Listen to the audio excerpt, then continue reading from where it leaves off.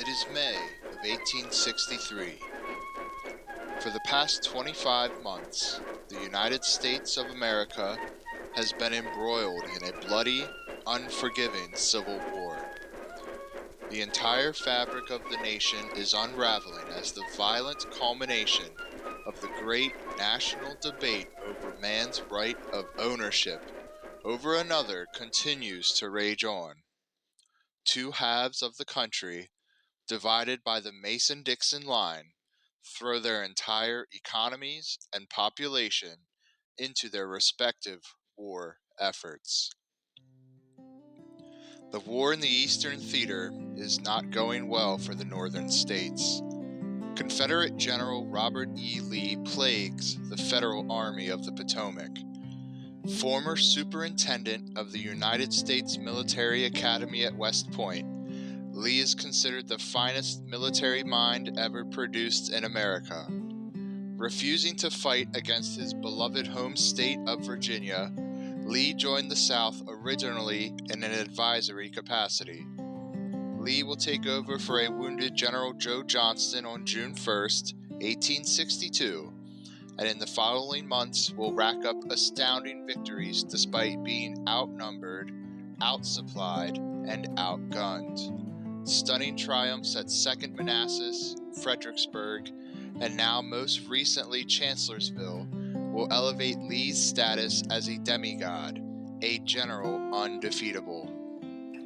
Chancellorsville was Lee's most prolific victory thus far in the war. He divided his army not once, not twice, but 3 times in the face of an enemy with a numerical advantage, and still managed to embarrass Union General Fighting Joe Hooker. This victory will not come without great sacrifice, however.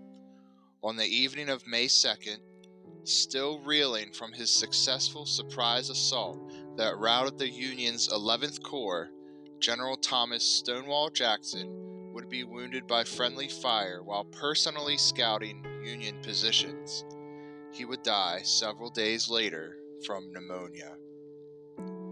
Despite their astounding defeat of the North at Chancellorsville, Robert E. Lee's men were hungry, undersupplied, and still outnumbered.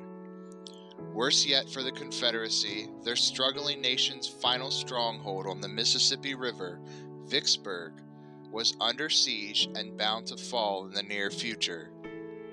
The situation was dire for the South in late spring of 1863, and in mid-May of that year, Robert E. Lee and Confederate President Jefferson Davis would meet and devise a plan that would inevitably lead to the greatest military engagement in the Western Hemisphere.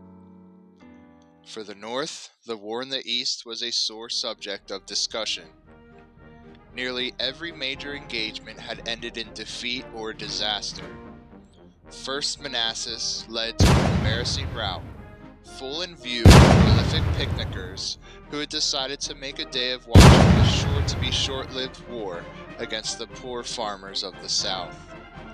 The Peninsula Campaign was a trudge up toward the southern capital of Richmond before a stunning series of battles that had them tuck tail and retreat back down the way they had come. 2nd Manassas, Fredericksburg, and now Chancellorsville were all defeats for the boys in blue. Only Antietam, in September of 1862, could be declared any type of victory, and even then it would be the costliest single day of fighting in American history. Worse yet, the Union Army seemed to go through a revolving door of leaders. George McClellan, John Pope, George McClellan a second time, Ambrose Burnside, and now finally Joe Hooker all served as generals commanding of the Army of the Potomac.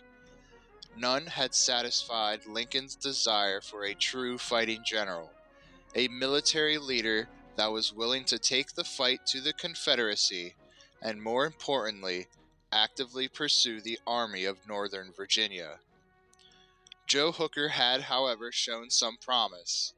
He took a demoralized Army of the Potomac and injected new life in them. He introduced a series of symbols representing each corps of his army, and it instilled a renewed sense of pride into the men. He overhauled the temporary leave system and made sure his men were well fed by introducing fresh vegetables and meat several times a week.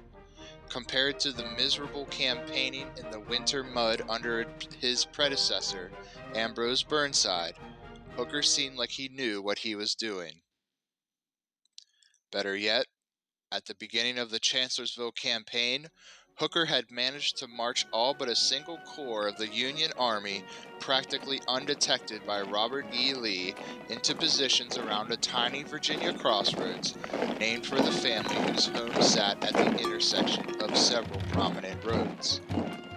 However, Hooker quickly lost the initiative he had gained against Lee through a series of overly cautious decisions, despite being in a defensive fallback position, as well as having the overwhelming numerical advantage. That initiative was handed to Bobby Lee, who needed no invitation to seize it. The following days would result in some of the bloodiest, costliest fighting in the war thus to date. In the days after his victory, Robert E. Lee would recognize Chancellorsville as a Pyrrhic one. He had failed to totally crush the Army of the Potomac, as they were able to retreat across the Rappahannock River back to their fortified positions across from Fredericksburg without any further attack from the Confederacy. He had lost the man who was clearly his finest lieutenant, and he still had not forced the politicians of Washington to the negotiating table. Lee recognized that he needed an overwhelming victory of Napoleonic proportions. He must attack and destroy the Army of the Potomac totally, forcing the politicians of the North to the bargaining table, negotiating for peace and the recognition of the Confederacy. He recognized that the pressure must be taken off of Vicksburg, but how could Lee possibly accomplish all of these objectives? United States President Abraham Lincoln expressed his own frustrations.